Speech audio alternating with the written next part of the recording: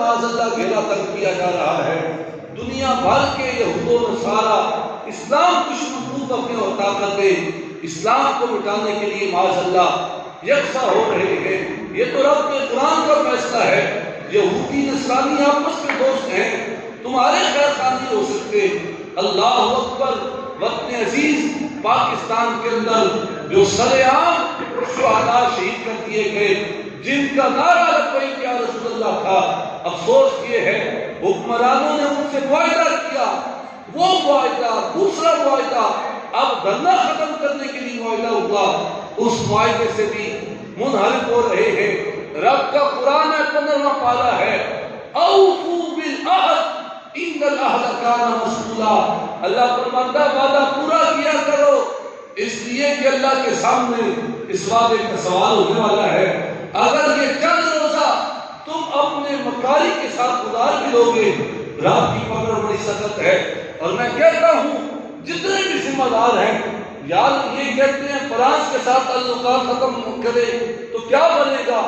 10واں پارہ ہے, اپنی بات نہیں کرتا, رب کا قرآن پڑھتا ہوں.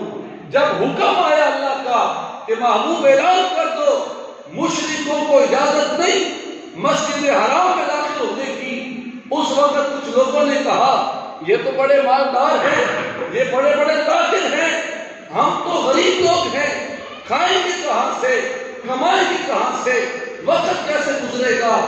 رب کا قرآن آیا وَإِنْ خِفْتُمْ عَيْلًا, مسجد حرام میں مشرکوں کو نہ آنے دینا, ان سے تعلقات کو ختم کرو.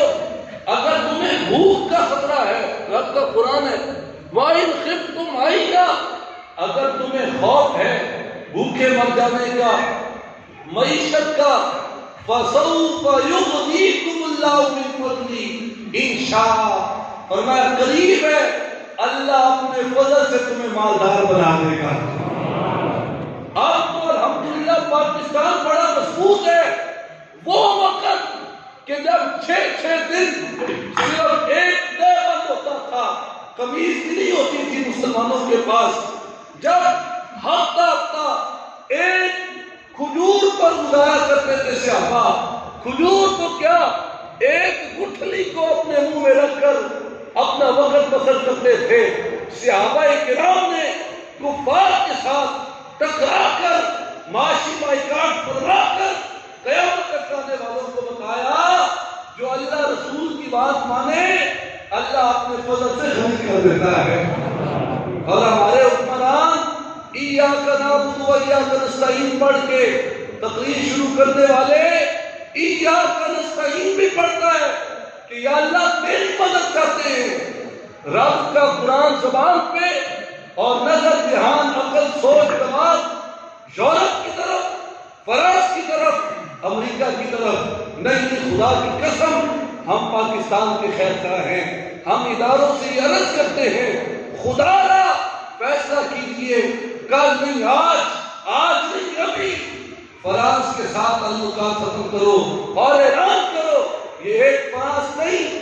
کس گستاخ نے بھی جرأت کی, ہم صرف آئندہ بائیکاٹ نہیں کریں گے, انشاءاللہ اپنے میزائلوں کا رخ تمہاری طرف کر دیں گے.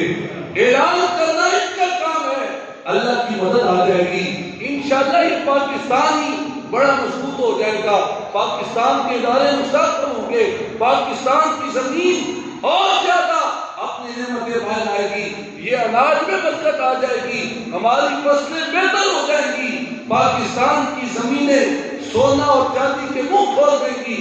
لیکن جرأت پیدا کرے, حضور علیہ السلام کی غلامی کا حق ادا کرے اور فرانس کے ساتھ تعلقات ختم کرتے ہوئے پاکستان کی اسمبلی کے اندر وہ اقتدار والے ہوں, اختلاف والے ہوں.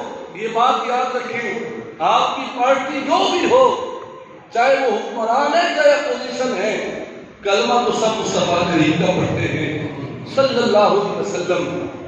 یہ بڑی عجیب بات ہے.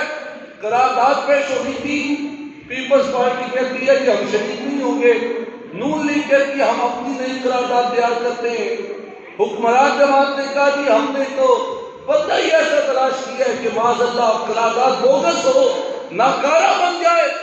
یہ کس کو دھوکہ دے رہے ہیں؟